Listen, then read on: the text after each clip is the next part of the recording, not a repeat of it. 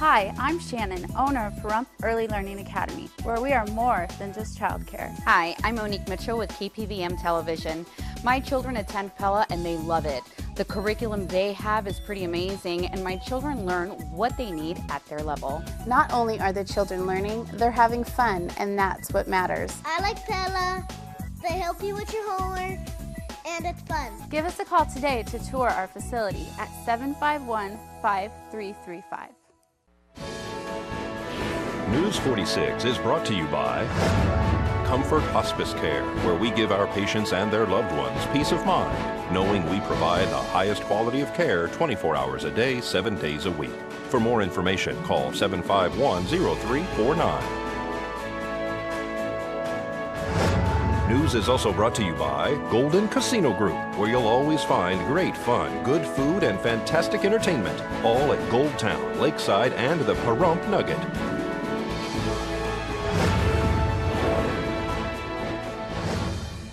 Tonight on News 46, Nye County settles a lawsuit involving a cop.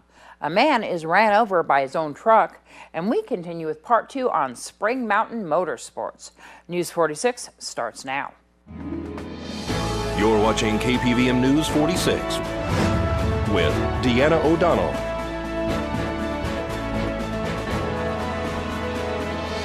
News 46, local coverage you can count on. Good evening. It's Friday, January 9th, 2015. I'm Deanna O'Donnell for News 46. According to unnamed sources, Nye County has paid out $250,000 to former stabbing victim and suspect in drug-related cases, Antoinette Bell.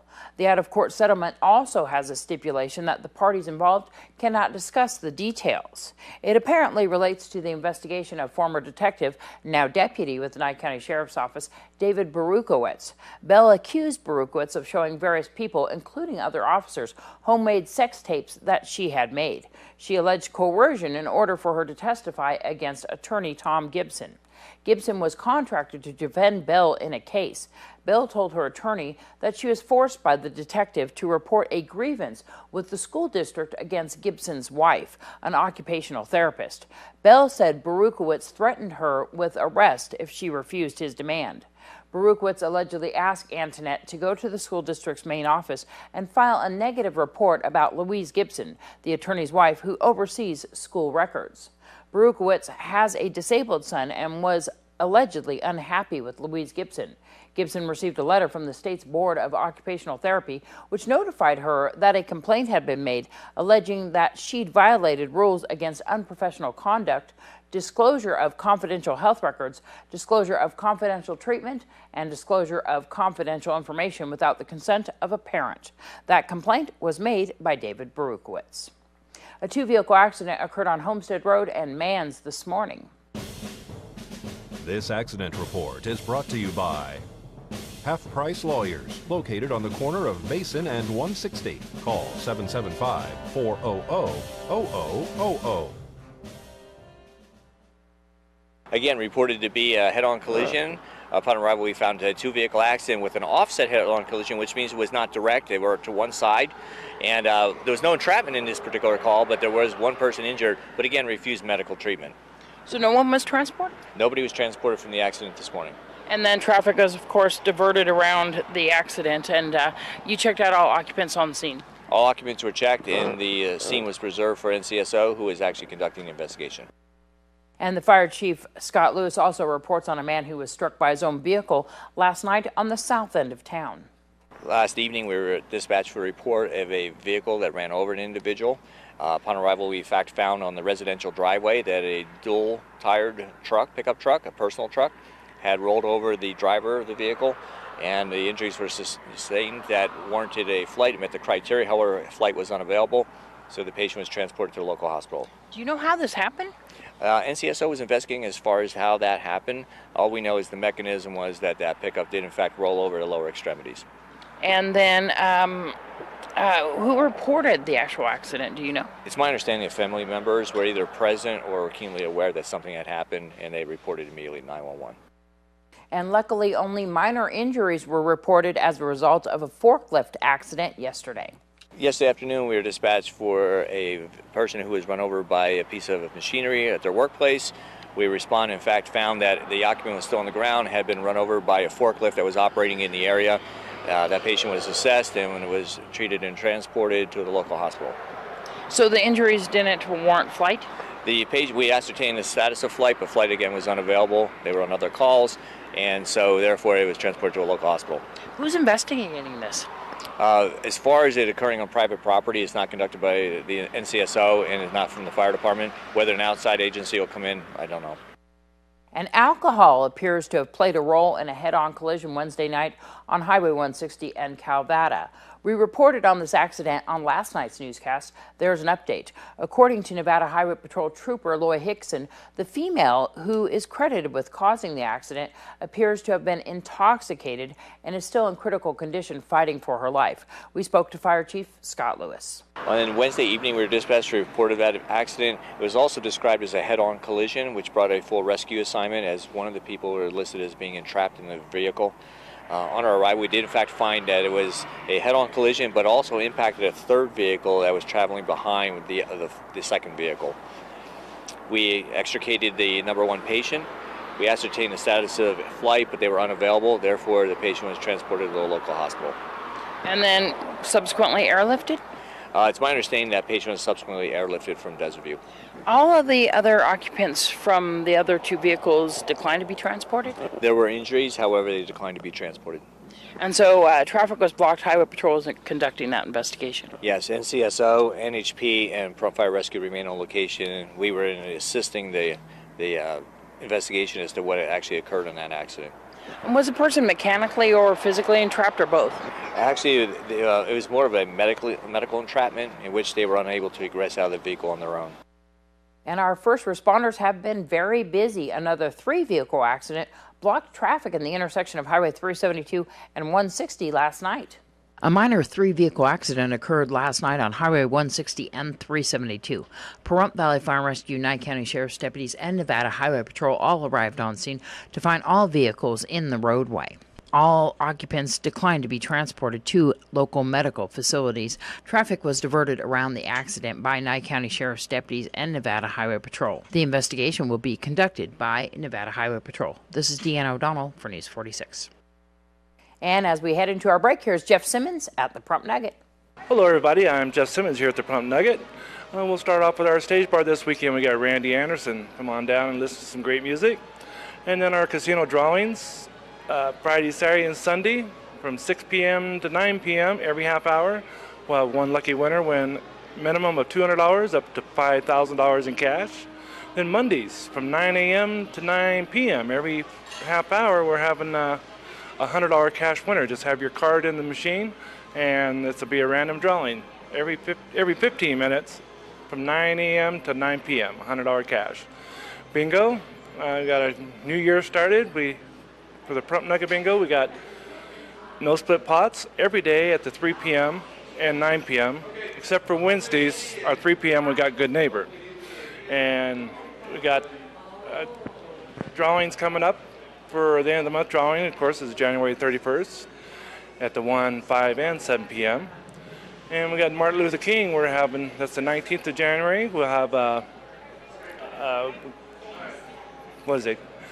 balls on the wall at 11, 1, and 7 p.m. and double punches all day. So come on down to the Nugget. We're looking forward to seeing you here. Everybody have a great New Year. Bye-bye. This portion of the news is brought to you by Inspiration Senior Living, where we provide affordable elegance to Pahrump area seniors. Give us a call at 751-2300 and make an appointment to tour our community. Welcome back to News 46. Today at approximately 8:08 a.m., the Clark County Fire Department responded to a report of a fire in a building at 2650 Shoshone in Sandy Valley. The fire crews responded to a high-level structural fire response. Upon arrival, resources reported a fully involved home comprised of 2 single-wide mobile home units. Crews were able to extinguish the fire, but unfortunately it resulted in a total loss of the structure. 2 adults and 3 animals were displaced, and Red Cross was contacted to respond to the needs of the occupants. There were no civilian or firefighter injuries associated with this fire. Paul Sichaki concludes his interview with News 46 concerning his well and his neighbors' wells, which have now been measured at lower levels. They believe it is happening because of a farm overwatering to keep their water rights. It's been a hive of busyness with information and people coming and media attention, and I mean, we're one of the first ones in the valley to feel it because we're at the edge of the valley, near the dry lake bed, and obviously that's the lowest part of the valley. But no results right now. What are you kind of hoping that's going to happen? What I'd like to see happen is that our neighbors over at B-PWR LLC just kind of stop wasting the water. I mean, 25 degrees out and watering ice on the plants is non-beneficial use in anyone's given opinion. And, you know, 3 days in the same spot type of thing. I'm not an expert in agriculture, but I don't think it's right, and it doesn't seem right. And the plants are showing it, the 4 months old, inch tall, some of them, most of them, dead areas. And I'd just like to see them be more neighborly and not pump as long and hard as they have been. Have you tried to speak to the farmer that's actually farming the land there?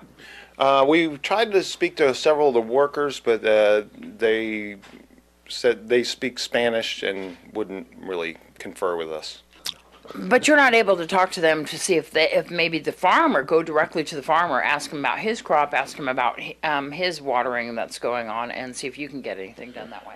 No, well, we asked the workers that didn't speak English and Spanish they were speaking, and they really didn't have much to say to us. They didn't want to, and they were calling their head above them, whoever that is, and they were unwilling to give us their phone number or names. So I have no one to speak to. And you haven't been able to speak to Focus Property Group, especially after their response to this?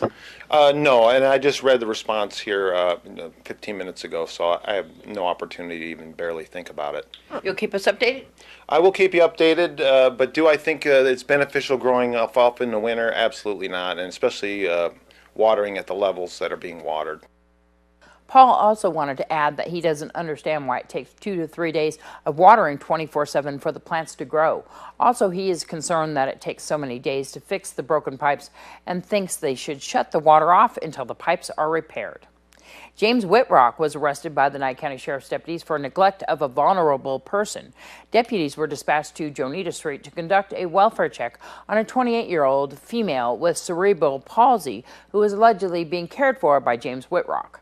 Deputies allegedly found feces and urine throughout the home, the female lying in her own feces and urine, and also had many sores on her body. The female was transported by medics, and James Whitrock was taken into custody and booked into the Nye County Sheriff's Office Detention Center. More news after the break. The House of Representatives passed a bill approving the construction of the Keystone XL pipeline. The vote was 266 to 153, with more than 24 Democrats joining nearly all Republicans to pass the measure. It was the first time the legislation passed in the new session of Congress, which began Tuesday, but the 10th time the GOP-controlled House has sent a bill approving the pipeline to the Senate. Here's Darbie O'Donnell and Jennifer Moots with this week's Save a Pet. Hi, I'm Darbie here with Jennifer down at Tails End Animal Shelter, and today we're joined with Cookie. Cookie is a female Labrador and Shepherd mix. She's a little bit shy, so she needs a caring family. She will be spayed, and she is $85 here at Tails End.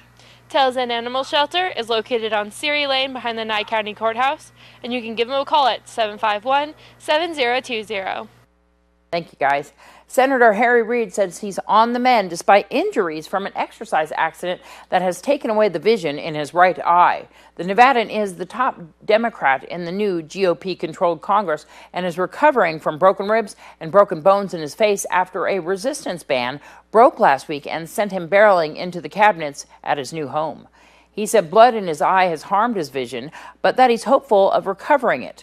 Reid has had to skip work this week, but says he's eager to return to the Senate to fight GOP legislation that would permit construction of the Keystone XL pipeline project. The 75-year-old Reid is up for re-election in 2016, and he's given every indication that he's running. A pair of dramatic raids today in France led to the killing of 3 terrorists, one suspected in the fatal shooting of a policewoman, the other 2 in the massacre at the offices of Charlie Hebdo magazine.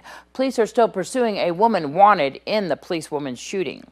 Well, here's part 2 in Spring Mountain Motorsports. Well, I think one of the things with the owner, John Morris, when he purchased the facility, he wanted to create a facility that he would like to come to, in a sense. So he really looks at it from his standpoint as to what others would like when they come here for the convenience.